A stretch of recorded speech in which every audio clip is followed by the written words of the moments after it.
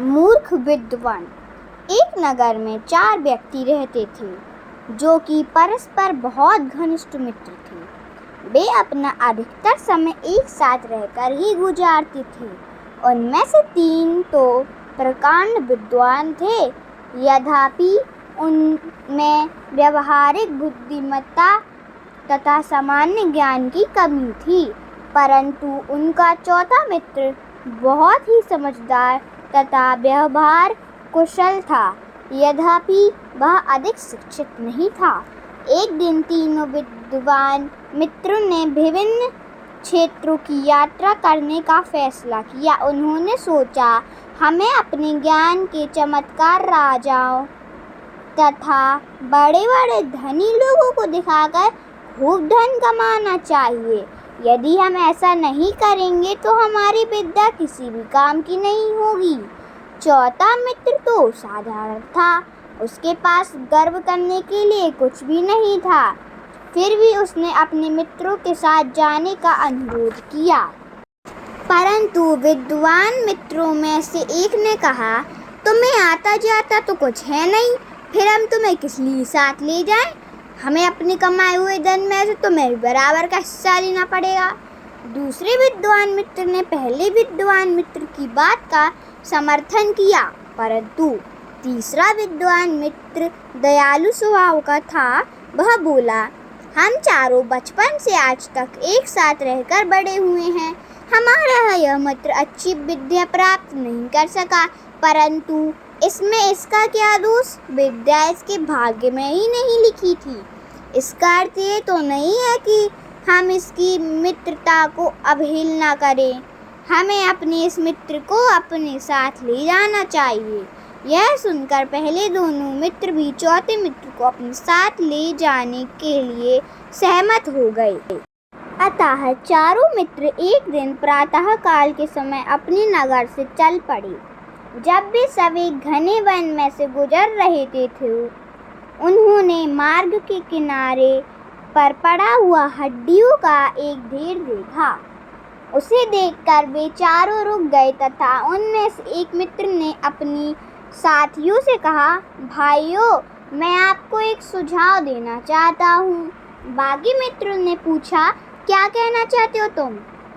हमने उच्च शिक्षा तो निसंदेह प्राप्त की है, परंतु हम में से किसी ने आज तक अपने ज्ञान को किसी प्रकार परखा भी है? सुझाव देने वाले मित्र ने पूछा, नहीं, कभी नहीं। शेष मित्रों ने एकदम उत्तर दिया, अतः अब मौका आ गया है हमारे लिए यह काम करने का। आइए इस जीव को पुनः जीवित करने का प्रयत्न करके अपने ज्ञान को परखें। पहले मित्र ने सुझाव दिया। दूसरे दोनों विद्वान मित्रों ने इस सुझाव का समर्थन किया तथा इसे कार्य रूप देने के लिए सहमत हो गए।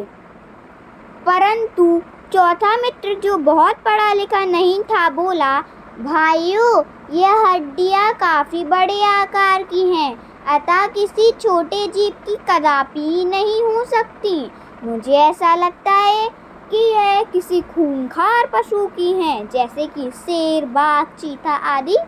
अतः मेरा अनुरोध है कि आप सबको अपना ज्ञान परखते समय बहुत ही सावधानी से काम लेना चाहिए।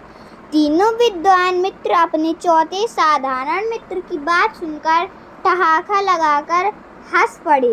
उन्होंने कहा, तुम्हें अपनी टांग हर बात में नहीं अड़ानी चाहिए। तुम भली भांति जानते हो कि हम तीनों अपने अपने ज्ञान को परखने की चेष्टा में लगे हैं। ज्ञान के नाम पर तुम तो बिल्कुल ही कोरे हो, तो फिर तुम चुपचाप भी नहीं रह सकते क्या? चौथा मित्र लज्जित होकर चुप हो गया और शेष तीनों मित्र अपनी अपनी विद्या को परखने का कार्य आरंभ करने के लिए तैयार हो गए। पहले मित्र ने हड्डियों को एकत्र किया और फिर उन्हें इस प्रकार क्रम से रखा कि उन्होंने एक पशु का रूप ले लिया। जहाँ तक उनका अनुभव संकेत दे रहा था, वह जीव एक शेर के समान दिखाई देता था। हड्डियों को क्रम में रखने के पश्चात पहले ब्राह्मण ने हाथ पर कुछ जल लेकर उसे अभिमंत्रित किया तथा उसे हड्डियों पर छिड़क दिया। शीघ्र ही उन हड्डियों ने एक अस्थि पंजर का रूप ले लिया। अतः ब्राह्मण अपने ज्ञान के सफल प्रयोग पर अत्यंत प्रसन्न हुआ तथा उसने विजय प्राप्ति की भावना और गर्व से अपने मित्र की ओर देखा। अब दूसरा विद्वान ब्राह्मण आगे आया तथा उसने अस्थि पंजर पर मांस, मज्जा, रक्त तथा त्वचा आदि चढ़ाने का दावा किया। इसके पश्चात उसने अपने हाथ पर कुछ जल लेकर उस पर कुछ मंत्रों का उच्चारण किया। इसके पश्चात कुछ और मंत्रों का उच्चारण करने के बाद उसने वह जल अस्थि पंजर पर छिड़क दिया। कुछ समय में ही अस्थि पंजर ने एक शेर के निर्जीव शरीर का रूप ले लिया। अब उस शरीर में केवल प्राण डालने का कार्य शेष रह गया था। दूसरा विद्वान ब्राह्मण भी अपनी विद्या के परीक्षण के प्रयोग की सफलता पर अत्यंत प्रसन्न हुआ तथा उसने अपनी विजय के गर्व से प्रेरित होकर अपने मित्रों की ओर देखा। फिर उसने तीसरे विद्वान मित्र को कहा कि वह आगे आए तथा निर्जीव शरीर में प्राण डाले। यह सुनकर चौथे साधारण मित्र ने कहा, मैं जानता हूँ कि आप मुझे चुप रहने के लिए ही कहेंगे, परंतु मेरी आपसे प्रार्थना है कि आप इस शेर में प्राण डालने से पहले अपनी सुरक्षा का कोई प्रबंध कर लो। जीवित होने पर शेर खतरनाक सिद्ध हो सकता है तथा हम सबको मार सकता है, अतः हमें हर प्रकार से सावधान हो जाना चाहिए। परंतु चौथे मित्र के समझदारी पूर्ण शब्दों पर कोई ध्यान दिए बिना ही तीनों विद्वान मित्र उसे मूर्ख कहते हुए ठहाके लगाने लगे।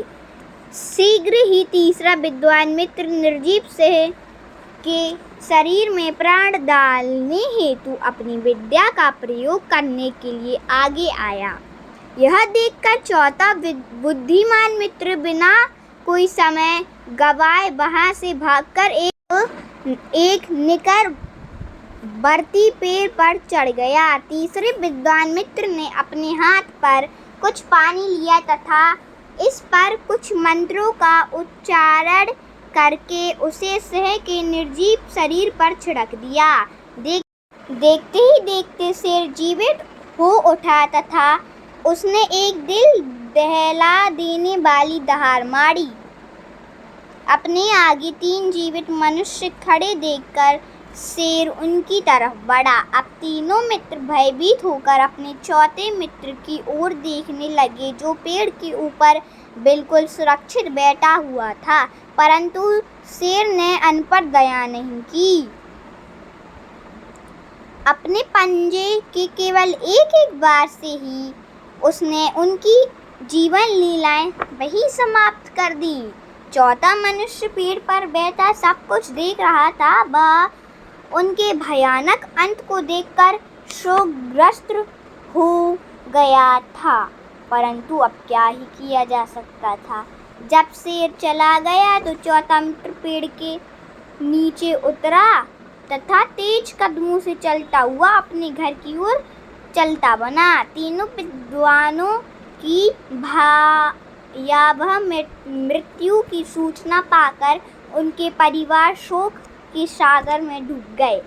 इस कहानी से हमें यह सीख मिलती है कि हमें किसी को भी कमज़ोर और बिना पढ़ा लिखा नहीं समझना चाहिए, भले ही वह व्यक्ति अनपढ़ हो, ज़्यादा पढ़ा लिखा ना हो, लेकिन हर बार आप ही सही नहीं होते हो।